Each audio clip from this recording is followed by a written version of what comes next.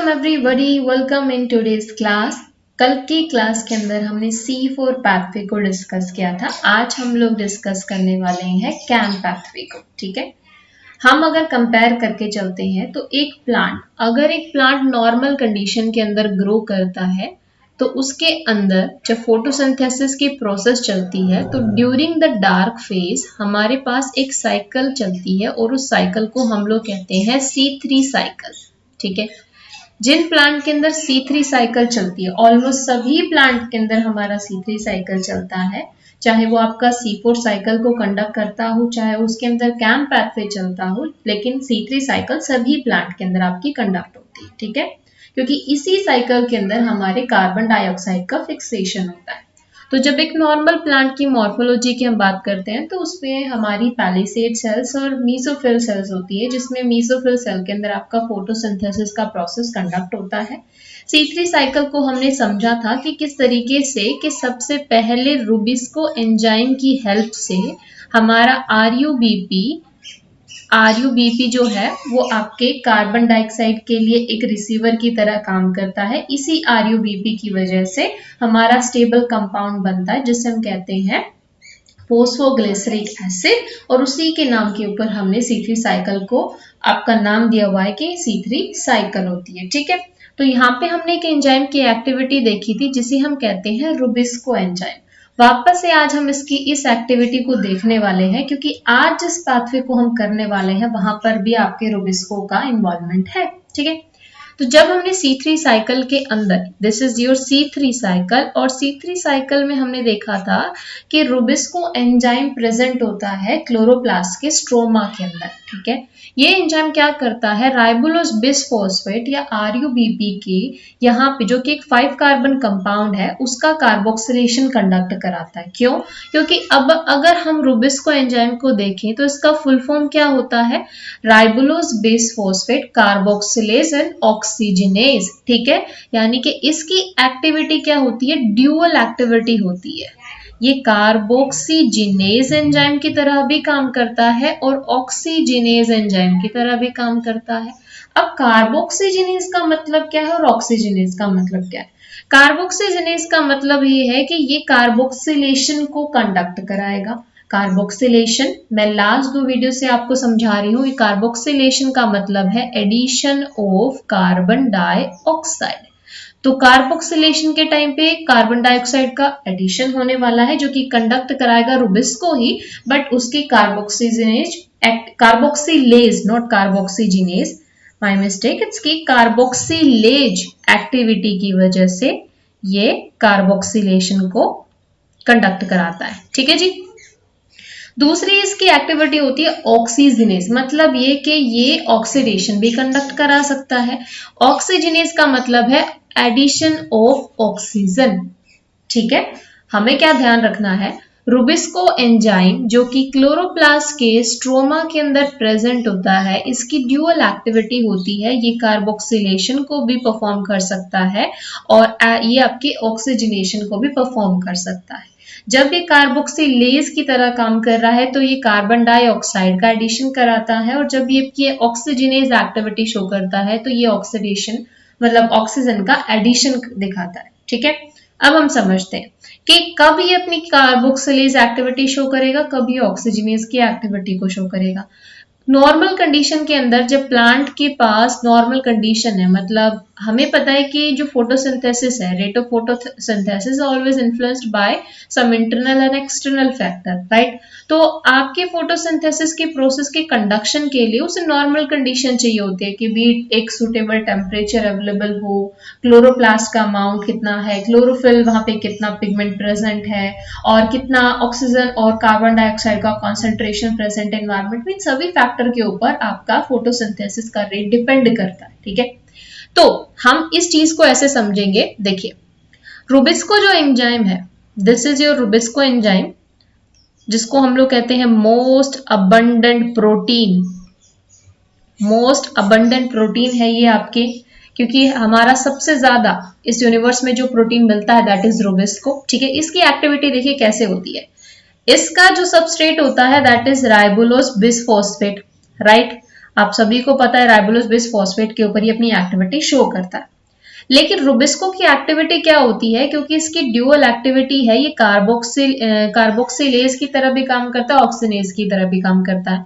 तो ये कब कार्बोक्सिलेज की तरह काम करेगा, देखिए जब एनवायरमेंट के अंदर कंडीशन आपकी कुछ इस तरीके की है, यानी कि कंडीशन कैसी है कि हमारे पास कंडीशन है कि टेम्परेचर लो टेम्परेचर अवेलेबल है, लो टेम्परेचर के साथ में जो CO2 और O2 का रेशियो है वो कैसे है, high CO2 to O2 ratio.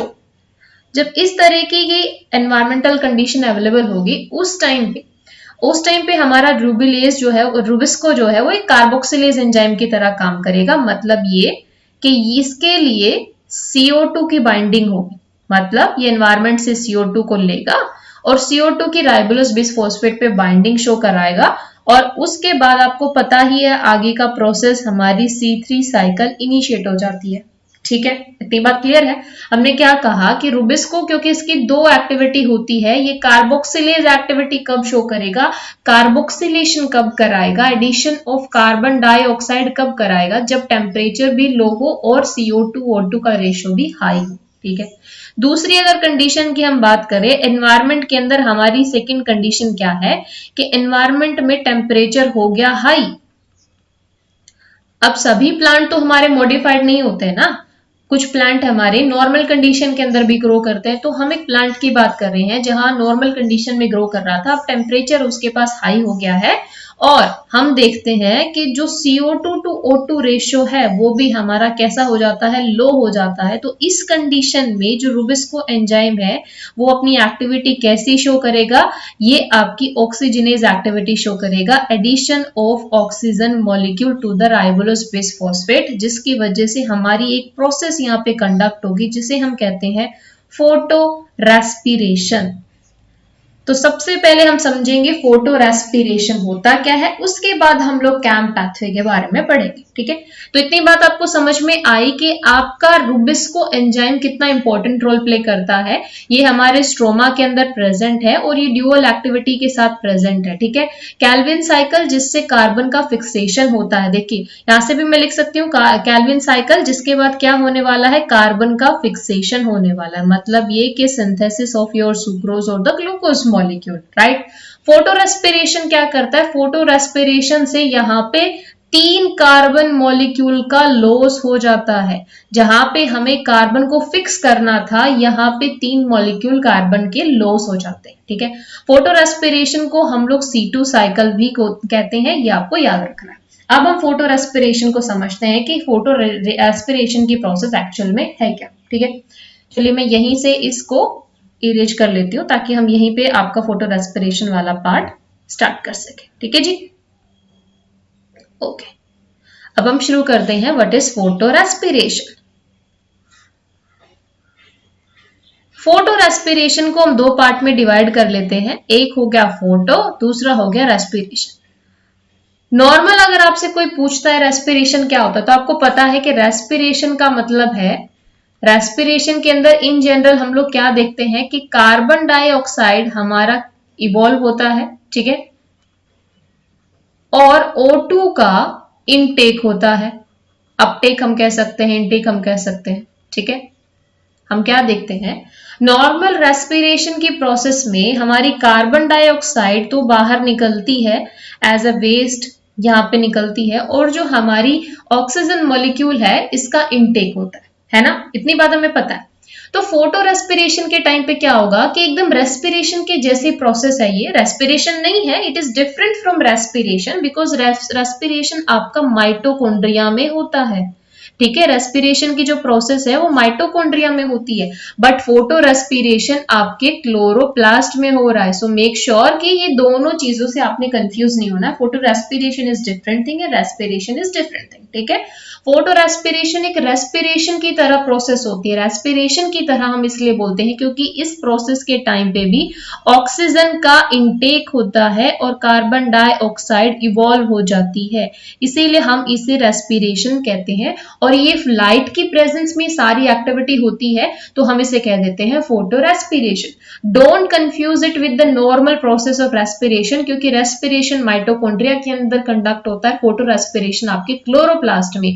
और फोटो रेस्पिरेशन कब होगा? जब एनवायरमेंट के अंदर कुछ एडवर्स कंडीशन आ गई है, जैसे कि टेम्परेचर हाई हो गया है और CO2 O2 रेशियो हमारा चेंज हो गया है, ठीक है।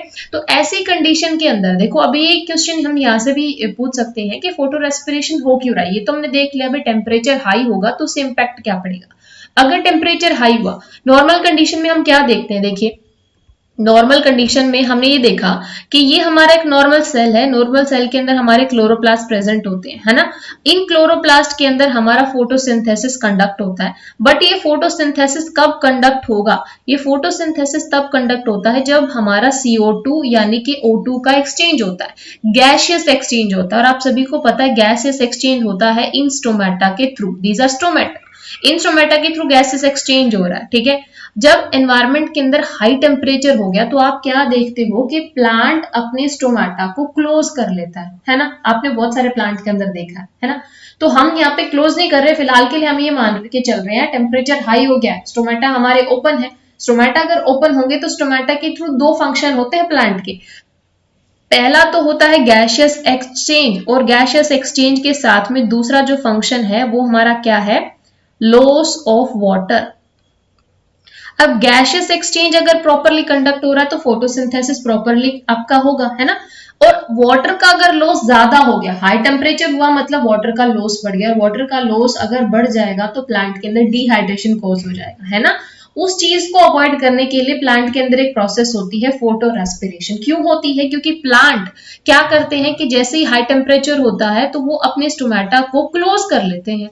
अब अगर स्टोमेटा क्लोज हो गया तो ऑब्वियस सी बात है स्टोमेटा के थ्रू जो गैसियस एक्सचेंज हो रहा था वो गैसियस एक्सचेंज नहीं हो पाएगा, CO2 अंदर नहीं आ पाएगी और O2 बाहर नहीं जा पाएगी। अगर O2 बाहर नहीं जाएगी और CO2 अंदर नहीं आएगी तो हमने कंडीशन देखी ना, हमारा क्या हुआ कि लो CO2 टू O2 रेशियो हो गया। और जैसे ही CO2 टू O2 रेशियो हमारा लो हुआ, फोटो रेस्पिरेशन की प्रोसेस स्टार्ट हो जाती है। क्यों हो जाती है?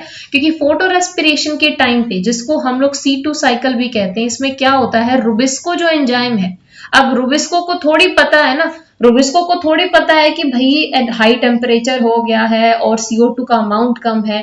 रुबिस्को को तो कोई ना कोई एक सबस्ट्रेट चाहिए होता है, उसे तो बाइंडिंग शो करनी है, चाहे उसे ऑक्सीजन मिल जाए चाहे उसे कार्बन डाइऑक्साइड मिल जाए।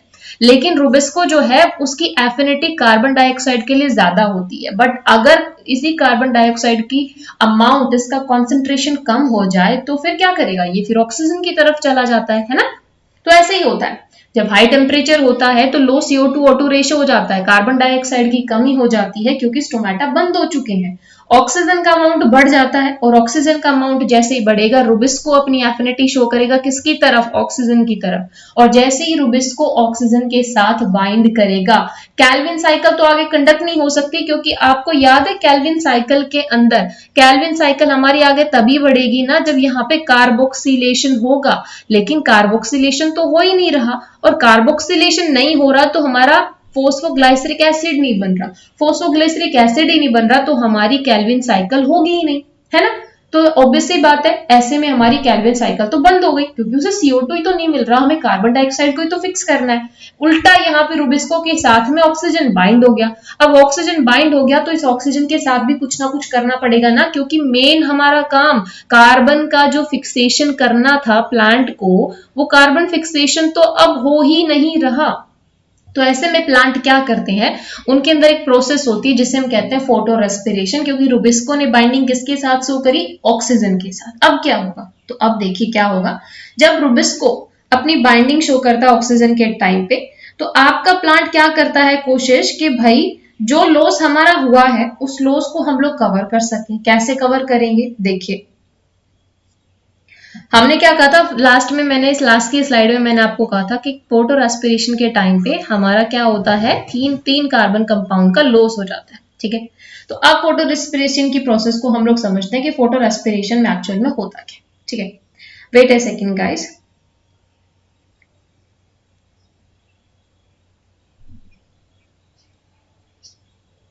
ठीक है, तो यस, आज हम लोग हमारा फोटो रेस्पिरेशन का प्रोसेस अभी स्टार्ट करते हैं। तो देखिए, अब फोटो रेस्पिरेशन इतना तो समझ में आ गया। सबसे पहली पॉइंट मैं यहाँ पे लिख लेती हूँ कि इसका लोकेशन कहाँ होगा, कहाँ पे कंडक्ट होने वाली है, वो सारी चीजें। तो सबसे पहला पॉइंट इसके बारे में कि इसके नाम में हमें फोटो वर्ड आ रहा है, तो ऑब्वियस सी बात है ये एक लाइट डिपेंडेंट प्रोसेस है, सबसे पहली चीज। ठीक है, क्योंकि ये लाइट की प्रेजेंस में ही होने वाली है, डार्क में आपको फोटो रेस्पिरेशन देखने को नहीं मिलेगा, पहली चीज। ठीक है, फिर उसके बाद इसके अंदर ये किस एक्टिविटी के ऊपर बेस्ड है, ये रुबिस्को की आरयूबीपी ऑक्सीजनेज एक्टिविटी के ऊपर ये बेस्ड होता है। जब रुबिस्को के साथ ऑक्सीजन बाइंड करेगा तभी ये हमारा बाइंड करेगा, तो हम कह सकते हैं आरयूबीपी ऑक्सीजनेशन। ठीक है, ये जो हमारा प्रोसेस है इसके अंदर हमारा क्या होता है, आरयूबीपी ऑक्सीजनेशन। क्लियर है जी? बिल्कुल। अब हम देखते हैं कि यहाँ पे एक्चुअल में होता क्या। देखिए, फोटो रेस्पिरेशन है, मैंने स्टार्टिंग में बताया रेस्पिरेशन लाइक प्रोसेस है, मतलब यहाँ पे रिलीज ऑफ कार्बन डाइऑक्साइड होगा और आपके ऑक्सीजन का अपटेक होगा। ठीक है, इतनी बातें हमारी क्लियर हो गई? बिल्कुल जी, हमारी क्लियर हो गई। ठीक है, अब जिन इसकी लोकेशन की अगर हम बात करें तो फोटो रेस्पिरेशन के एक्चुअल में प्रोसेस क्या होती है, इसके अंदर 3 ऑर्गेनली हमारे इन्वॉल्व होते हैं।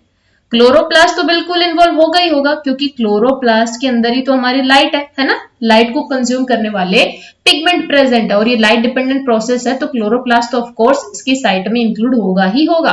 उसी के साथ साथ इसमें 2 और ऑर्गेनली इन्वॉल्व होते हैं, जिसमें एक होता है हमारा पेरोक्सिसोम और तीसरा हमारा ऑर्गेनली होता है माइटोकॉन्ड्रिया। अब इस चीज को आप कैसे याद रखोगे कि कौन कौन से ऑर्गेनली इन्वॉल्व है। फोटो मतलब लाइट, अगर लाइट चाहिए किसी प्रोसेस को तो क्लोरोप्लास्ट चाहिए होगा, क्योंकि लाइट तो हमें वहीं मिलेगी। माइटोकॉन्ड्रिया रेस्पिरेशन जैसी प्रोसेस है, मतलब रेस्पिरेशन कहाँ होता है, माइटोकॉन्ड्रिया में, तो समहाउ इस प्रोसेस के अंदर माइटोकॉन्ड्रिया भी इन्वॉल्व होगा, है ना। और पेरोक्सिसोम आप वैसे याद कर लोगी कि उनके बीच में प्रेजेंट है। तो ये आपका प्रोसेस चलने भी ऐसे ही वाला है कि क्लोरोप्लास्ट से पेरोक्सिसोम में, पेरोक्सिसोम से माइटोकॉन्ड्रिया में। ठीक है, प्रोसेस को अगर हम स्टार्ट करते हैं तो प्रोसेस को यहां से हम स्टार्ट करते हैं। सबसे पहले हम यहाँ पे ड्रॉ कर लेते हैं, हमारे पास है हमारा क्लोरोप्लास्ट। ग्रीन कलर में हमने हमारा क्लोरोप्लास्ट यहाँ पे ड्रॉ कर लिया, एक बॉक्स लाइक बॉडी होगी हमारा क्लोरोप्लास्ट। अब देखिए क्लोरोप्लास्ट के अंदर क्या होने वाला था, ये मान लो हमारा क्लोरोप्लास्ट है, रफ डायग्राम है। ठीक है, तो हमने यहाँ पे देखा कि इस क्लोरोप्लास्ट के अंदर हमारा बहुत सारा आरयूबी रुबिस्को एंजाइम प्रेजेंट था। ठीक है, रुबिस्को प्रेजेंट था और हमारा आरयूबीपी प्रेजेंट था। रुबिस्को ने बाइंडिंग शो करी किसके साथ, ऑक्सीजन के साथ। ये ऑक्सीजन कहां से आई, ये ऑक्सीजन हमारी बाहर से आई, यानी कि बाहर से इन द सेंस कि देखिए जब आपके स्टोमेटा क्लोज हो गए तो रेस्पिरेशन तो नॉर्मल आपकी बॉडी के अंदर चल ही रहा है ना, जो सेल है हमारी प्लांट सेल है उसके अंदर रेस्पिरेशन तो चल ही रहा है। रेस्पिरेशन की प्रोसेस के टाइम पे आपको पता है ऑक्सीजन तो हमारी क्या हो रही है, कंज्यूम हो ही रही है वहां पे। तो हम देखते हैं कि जो ऑक्सीजन है इसके साथ रुबिस्को बाइंड शो करता है, बाइंडिंग इसने शो कर दी। ठीक है जी, अब ये इसके साथ बाइंडिंग शो करके क्या बनाता है, देखिए रुबिस्को जैसे ही ऑक्सीजन के साथ बाइंड करेगा ये आरयूबीपी को कन्वर्ट कर देगा। मुझे यहाँ पे आरयूबीपी लिखना चाहिए क्योंकि रुबिस्को की तो एक्टिविटी आपको सभी को पता है कि यहाँ पे जो काम करने वाला है दैट इज रुबिस्को ही है। तो आरयूबीपी के साथ वो ऑक्सीजन को बाइंड कराएगा क्योंकि यहाँ पे आरयूबीपी का ऑक्सीजिनेशन हो रहा है। ऑक्सीजिनेशन जैसे ही यहाँ पे आरयूबीपी का हुआ, यहाँ पे हमें मिलेगा फोस्फोफिनोल पाइरुवेट, नहीं एक सेकेंड यार, फोस्फोफिनोल पाइरुवेट नहीं कहेंगे, हम उसे कहेंगे फोस्फोग्लाइकोलेट। ठीक है, मैं उसे यहाँ पे क्या लिखूं, पीपीजी लिख देती हूँ और आपको यहाँ पे इसको लिख देती हूँ मैं कि पीपीजी का मतलब है फोस्फोग्लाइकोलेट। ठीक है जी, तो हमें क्या मिलता है, अच्छा मैं आपको पहले समझाने के लिए रिएक्शन यहाँ पे 1 बाय 1 लिखते हुए चलती हूँ। तो देखिए सबसे पहले हमने क्या देखा, आरयूबीपी था, इस आरयूबीपी ने ऑक्सीजन का अपटेक होकर कर लिया और जैसे इसके ऑक्सीजन का अपटेक किया इसने 2 मॉलिक्यूल बनाए। आप कैल्विन साइकिल को याद करो कि वहां पे जब उसका कार्बोक्सिलेशन हो रहा था तो हमें क्या मिल रहा था, हमें मिल रहा था फोस्फोग्लाइसरिक एसिड पीजीए मिल रहा था, है ना। फोस्फोग्लाइसरिक एसिड जो हमारा स्टेबल कंपाउंड था जिसके नाम पर ही हमने कहा था कैल्विन साइकिल हमारे C3 साइकिल है। ठीक है, तो वैसे ही RUBP जब इसका ऑक्सीजनेशन होगा तो ये दो मॉलिक्यूल बनाएगी, ये फोस्फोग्लाइसरिक एसिड भी बनाएगी, साथ ही साथ हमें फोस्फोग्लाइसरिक एसिड के साथ में यहाँ पे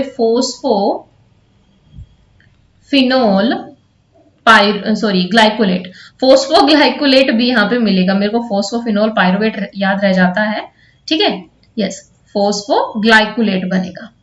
अब आप देखिए हमें ये दो प्रोडक्ट मिले।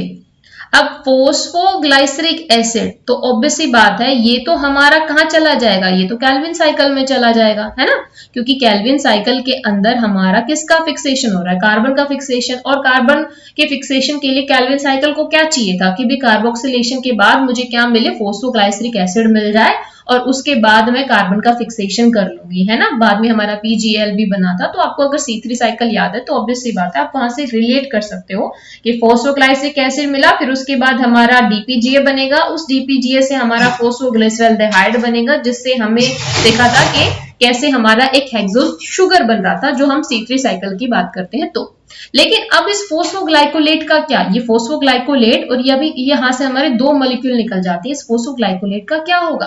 तो देखिए ये फोस्फोग्लाइकोलेट कन्वर्ट हो जाता है ग्लाइकोलेट में, और ग्लाइकोलेट में कन्वर्ट होने के बाद अब ये ट्रांसफर हो जाएगा किसमें, हमारे पेरोक्सिसोम में।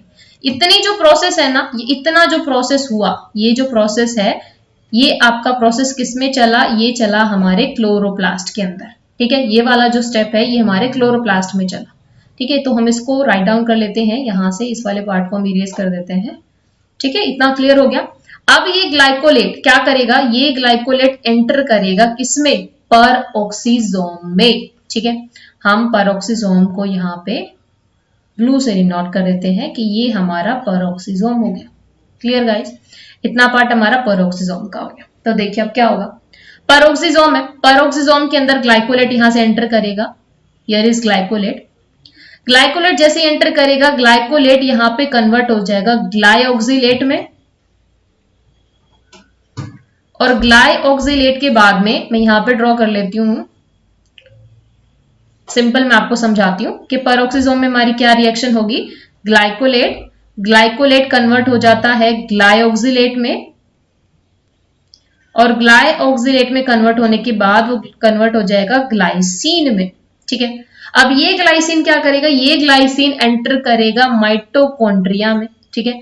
माइटोकॉन्ड्रिया में एंटर करने के बाद ये कन्वर्ट हो जाएगा सीरीन में, और सीरीन वापस हमारा फिर से पेरोक्सिसोम में एंटर कर जाएगा, और एंट्री करने के बाद ये बन जाएगा क्या, ग्लाइसरेट, और ग्लिसरेट वापस हमारा एंट्री करेगा क्लोरोप्लास्ट में, क्लोरोप्लास्ट में ये ग्लिसरेट आपका क्या करेगा, फोस्फोग्लाइसरिक एसिड में कन्वर्ट हो जाएगा, और फोस्फोग्लाइसरिक एसिड का तो आपको पता ही है ये वापस केल्विन साइकिल के पास जाएगा, और केल्विन साइकिल के बाद वापस से हमारा कार्बन का फिक्सेशन करेगा, ठीक है।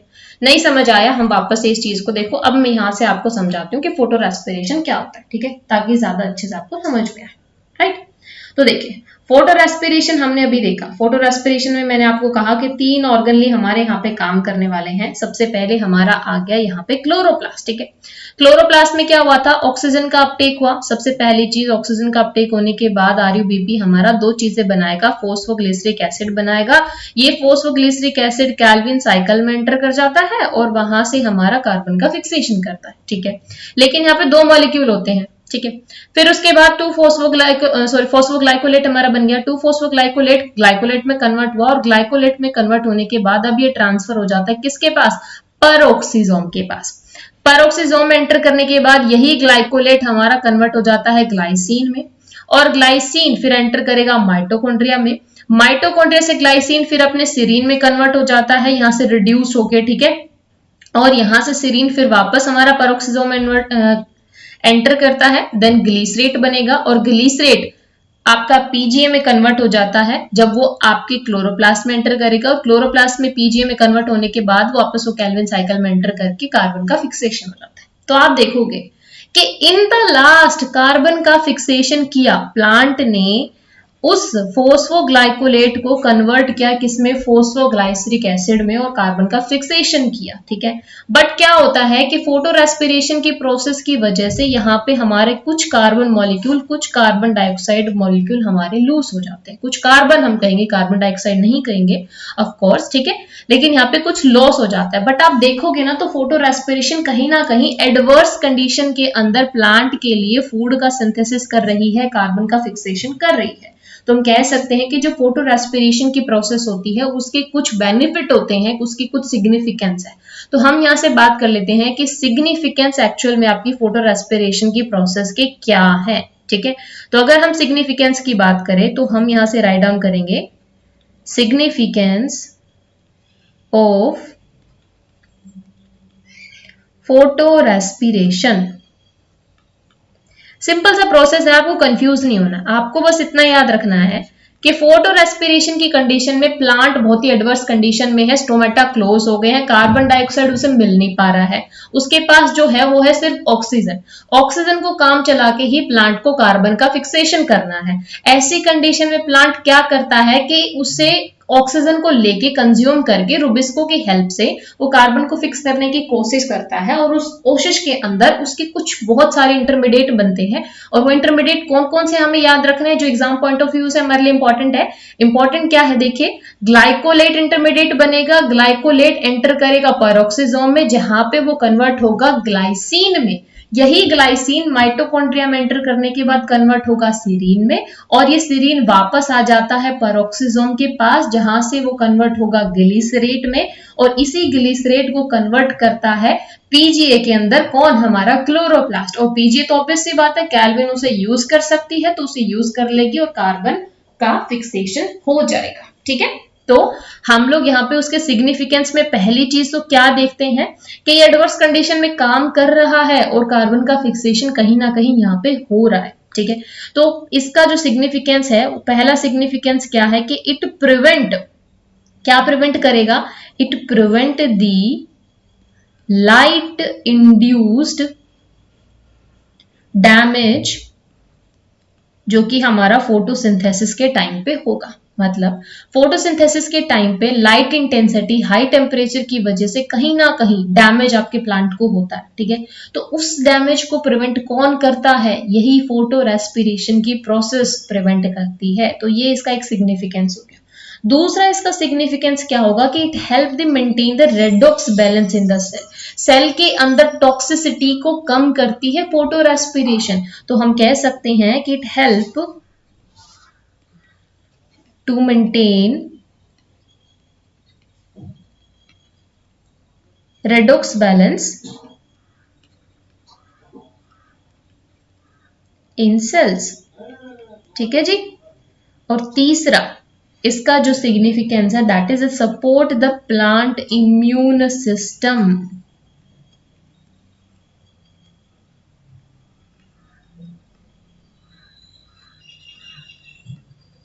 ठीक है जी, तो ये हमारे सिग्निफिकेंस हो जाते हैं। तो अगर हम समरी में कहें तो देखिए, नॉर्मल कंडीशन के अंदर प्लांट के अंदर क्या हो रहा था कि कार्बन का फिक्सेशन हो रहा है ना, डार्क फेज के अंदर हमारे पास क्या हो रही है, C3 साइकिल की हेल्प से कार्बन का फिक्सेशन हो रहा है। लेकिन जब प्लांट के पास एडवर्स कंडीशन आई, ठीक है, एडवर्स कंडीशन आई, प्लांट के पास कार्बन डाइऑक्साइड नहीं है, तो प्लांट ने दूसरा मेथड चूज कर लिया कार्बन को फिक्स करने का। बस डिफरेंस इतना होता है कि जितना अमाउंट ऑफ कार्बन का फिक्सेशन हमारी नॉर्मल C3 साइकिल से हो रहा था, उतना हमारा फोटो रेस्पिरेशन से नहीं हो पाता, क्योंकि यहाँ पे हमारे 2 कार्बन के मॉलिक्यूल का लॉस हो जाता है, नहीं 3 कार्बन के molecule, sorry, I am not sure about that, but शायद 3 कार्बन के मॉलिक्यूल हमारे यहाँ से लॉस हो जाते हैं।